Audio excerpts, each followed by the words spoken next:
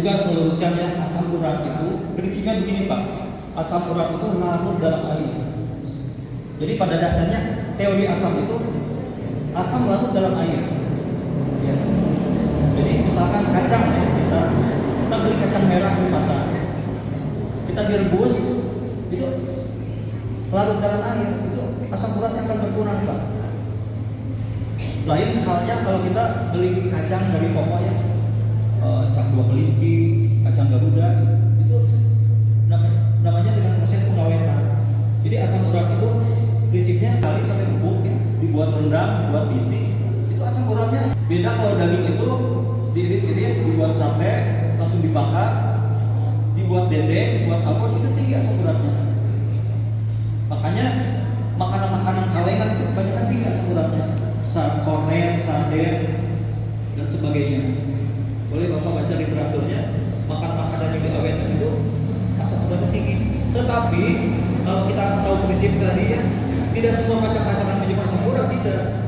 Asal prosesnya dengan perebusan, karena asam urat larut dalam air. Daging direbus, daging didendeng, tetapi tetap dokter ahli gizi waktu saya ini simposium, tempe itu maksimal 2 sekali makan. Jadi pada kuliah dulu tekanan darah dibagi 3 ya, hipertensi ringan, sedang, dan berat. Kalau sekitar 140, 150 itu masih dikatakan hipertensi ringan ya.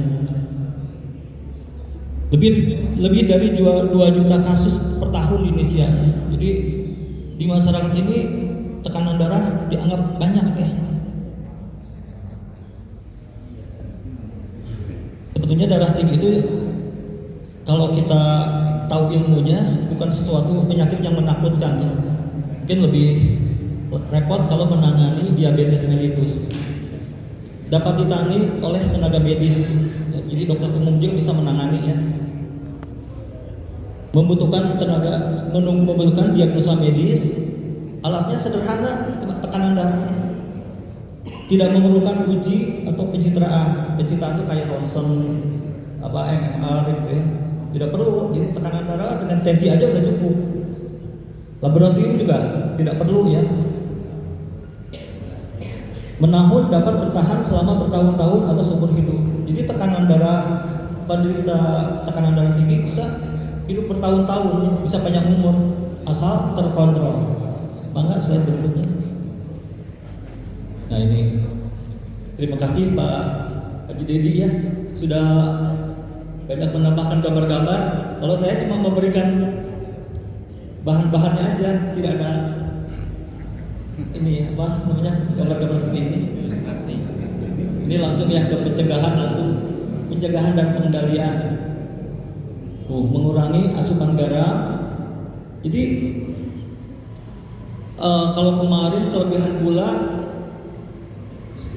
sehari 9 sendok gula ya. Kalau garam itu sedikit malah ya. Kebutuhan tubuh kita sesungguhnya cuma 1 sendok teh ya per hari itu. Jadi 1 sendok itu ukurannya 2400 mg. Bayangkan kita mungkin sarapan pagi udah bubur bergaram, nanti siang makan bergaram, malam bergaram, dan kita malas berolahraga. Tanpa disadari kita sudah menumpuk garam dalam tubuh kita, karena mungkin aktivitasnya kurang, tapi asupan garamnya berlebihan, tidak sesuai.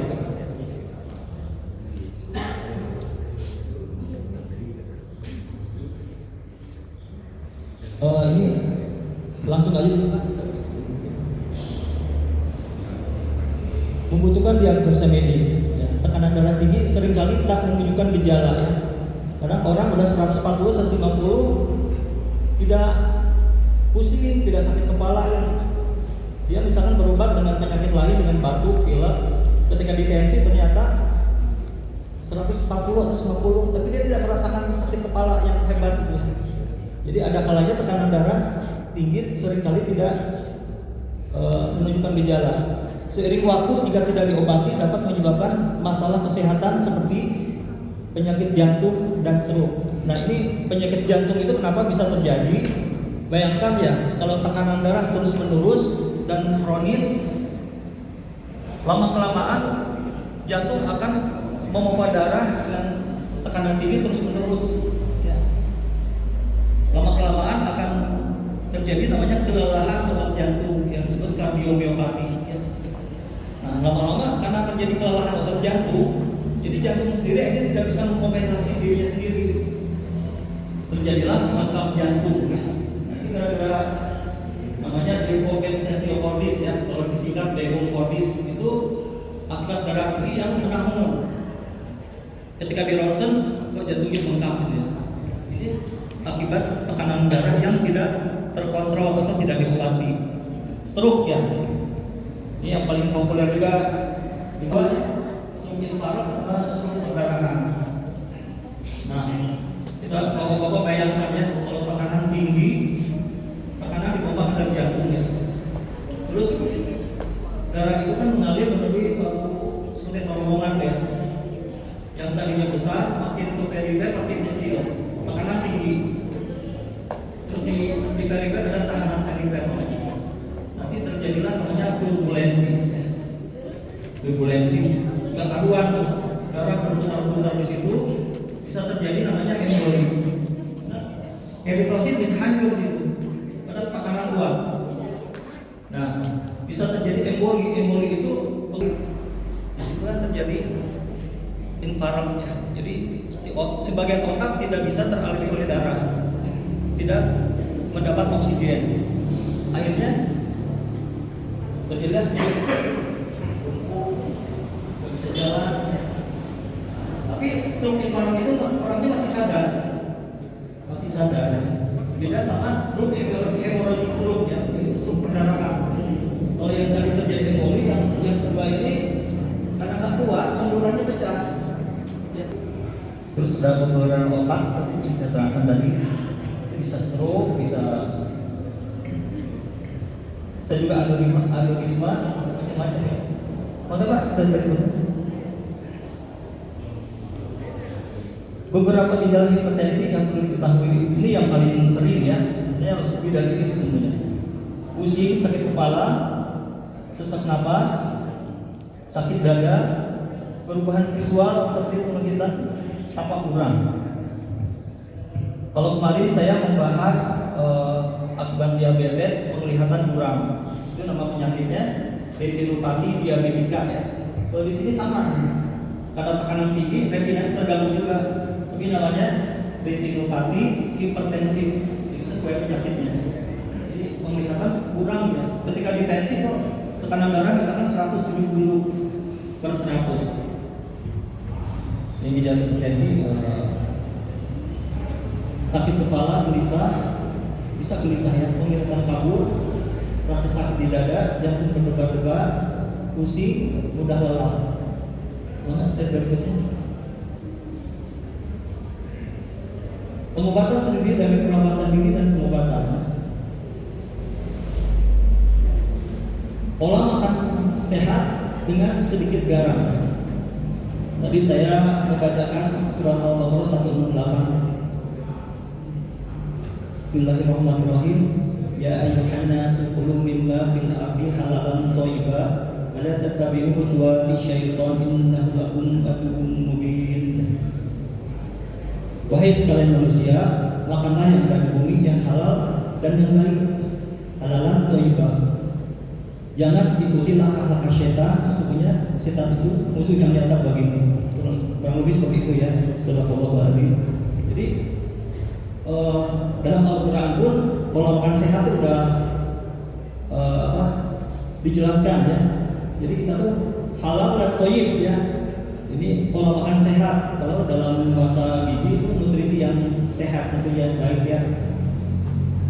Sedikit garam. Tadi garam berlebihan itu tidak kita sadari. Setiap makanan kita rata-rata mengandung garam, gehu, bala-bala itu tidak sadar. Pagi-pagi nasi goreng, bubur gitu ya. Tapi bukannya itu disalahkan sarapan seperti itu ya. Tetapi kalau saya anjurkan lebih baik bervariasi lah ya. Misalkan dengan roti tawar, ya. Jangan tiap hari misalkan bubur pangsit semuanya. Tadi akan terakumulasi, nanti akan ketika kita tanpa ketika sakit kepala tensi darah tinggi ya. Olahraga teratur, ya olahraga teratur tuh olahraga itu gini aja membayangkannya ya. Ketika kita berolahraga itu jantung kita akan kuat, ya jantung kita akan kuat. Misalkan kita lari pagi sehari setelah 10 menit itu aja. Ketika kita berhenti pasti jantung kita akan berdetak dengan cepat. Ya, deg deg deg deg deg deg. Terus napasnya terengah-engah. Nah, ketika jantung kita dilatih seperti itu, insya Allah miokardium kita otot jantung itu akan kuat. Dan latihan seperti itu harus diulang, harus rutin. Karena kita nggak tahu hidup kita akan panjang umur apa tidak ya. Ketika panjang umur, mudah-mudahan tidak ada masalah dengan kesehatan. Karena kita sudah mempersiapkan sejak dini ya. Olahraga teratur, manajemen stres ya. Jadi usahakan saudara-saudara harus mengurangi stres ya. Karena stres itu juga akan bukan penyebab darah tinggi, tapi salah satu faktor predisposisi kepada terjadi darah tinggi. Kalau kita sering rodang, sering stres, akan gampang kena darah tinggi. Penghentian rokok, kenapa rokok dihubungkan dengan hipertensi? Karena nikotin yang akan terus masuk ke pembuluh darah kita akan mengendap di pembuluh darah bagian dalam yang disebut tunika intima ya. Nah kalau nikotin terus-terusan nempel di pembuluh darah akan terjadi kekakuan pembuluh darah. Nama penyakitnya adalah aterosklerosis. Ketika terjadi aterosklerosis, tekanan darah juga akan ikut meningkat. Karena elastisitas dinding pembuluh darah akan kaku ya, jadi tidak lentur lagi. Gara-gara nikotin yang menumpuk terus-menerus. Efek diuretik itu obat kencing Pak, ya obat kencing. Ketika kita contohnya di masyarakat beredar adalah furosemid. Mungkin bapak-bapak ada yang tahu, ya Pak Ganda pasti tahu itu karena orang kesehatan. Diuretik dibagi dua, diuretik kuat dan diuretik hemat kalium ya. Diuretik hemat kalium yang terkenal nama generiknya spironolactone. Kalau diuretik kuat, furosemid, nama patennya adalah Lasik ya. Kemudian yang obat anti hipertensi ya, ini banyak jenisnya. Mungkin bapak-bapak mengenal namanya captopril, amlodipin gitu ya. Sekarang amlodipin itu mungkin lebih dianjurkan oleh dokter karena efek sampingnya lebih minim ya. Ketika captopril itu efeknya ke batuk. Kita sering mengkonsumsi captopril jadi batuk ya, efeknya batuk. Kalau amlodipin lebih aman. Tadi udah diungkapkan berapa kebutuhan garam per hari ya. WHO menganjurkan untuk mengkonsumsi sodium 2400 mg per hari atau setara dengan 1 sendok teh. Kalau di Eropa itu justru cuma 1500 ya miligram. Karena mereka di negara dingin ya. Di kita itu bisa lebih tinggi ya garamnya karena kita negara tropis, orang sering berkeringat jadi garamnya mudah keluar ya. Coba bapak-bapak kalau olahraga ya atau sedang bekerja berkeringat banyak, kita iseng aja dijilat keringat kita ya, pasti asin. Ya, itu artinya proses pengeluaran garam. Mangga Pak slide berikutnya. Ini sebenarnya tip berhenti merokok dari Pak Haji Dedi. Nah, dengan berolahraga secara teratur seperti jogging dan jalan kaki akan membantu Anda mendapatkan mood yang lebih baik. Tubuh dan pikiran pun jadi fresh ya. Dengan aktivitas olahraga akan membuat Anda terhindar dari stres, sehingga Anda tidak perlu merokok lagi dengan alasan menghilangkan stres. Jadi ketika kita ingin merokok, mau merokok lagi, olahraga lagi. Nanti lama-lama rokoknya lupa. Ini tadi yang saya bilang tadi diuretik ya, untuk supaya kencing, garamnya keluar. Mangga slide berikutnya Pak. Nah ini gizi seimbang itu ya. Jadi kemarin 10 hari yang lalu saya mengatakan wala tusrifu ya. Jadi jangan berlebihan. Jadi apapun juga yang halal itu boleh dimakan, jangan berlebihan. Karena di masyarakat itu sesungguhnya banyak mitos ya. Jangan makan daging kambing, jangan makan hijau daun ya. Apalagi itu jangan makan kacang-kacangan. Padahal itu semua kan ada nilai gizinya. Selama kita tidak berlebihan, boleh ya. Saya juga penyuka daging kambing ya. Saya penyuka daging kambing. Tapi tidak tiap hari gitu. Bang Yul juga suka daging kambing. Ini makanan-makanan sehat ya. Ini nasinya malah nasi merah ya, bukan nasi putihnya. Enggak, step berikutnya.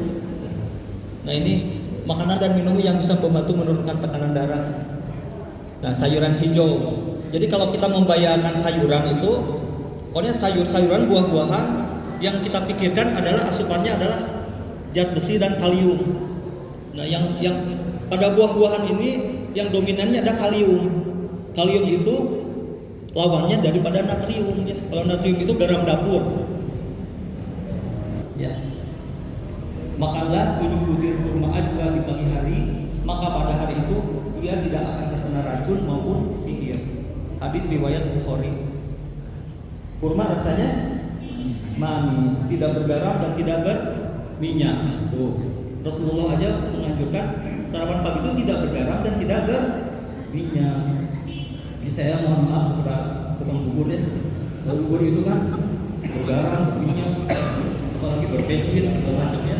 Padahal semua itu pagi-pagi itu simpel ya. Isinya nggak usah masak, nasi goreng nggak usah.